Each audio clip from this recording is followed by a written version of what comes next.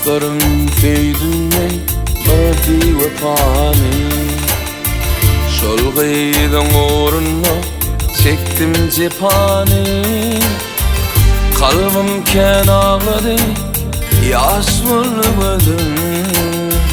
Mevcelli yürekte sevdim payı. Kalbim ken ağladı yaş bulmadım. Mevcelli yürekte sevdim payı. Gittimin söyünüm özve yar bolup. Yüreğim daralap ona dar bolup.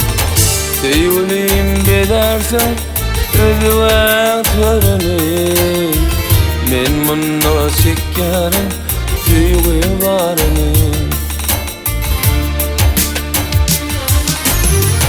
Sevgilim bedersen özven yüreğim. Men olsa çekkerim sevgi varınım. Namar bolli seyelim meni. Namar bolli seyelim meni.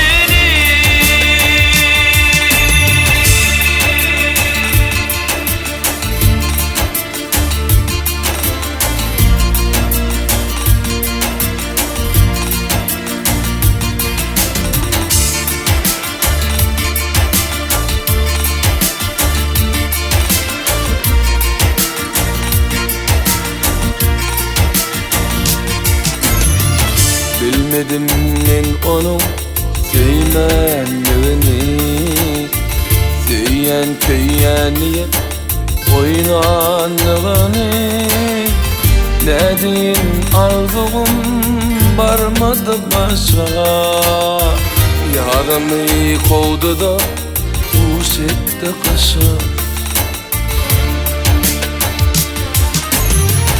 Dediğin arzum barmadı başa. Yardımı kovdu da kuş etti kışa.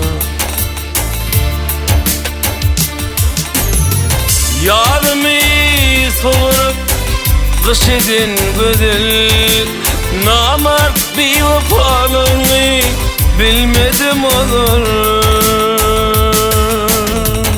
Ey dostlar düşmanlar şeyle gödeler. Yarımı kovdu da kuş etti kışa. Aman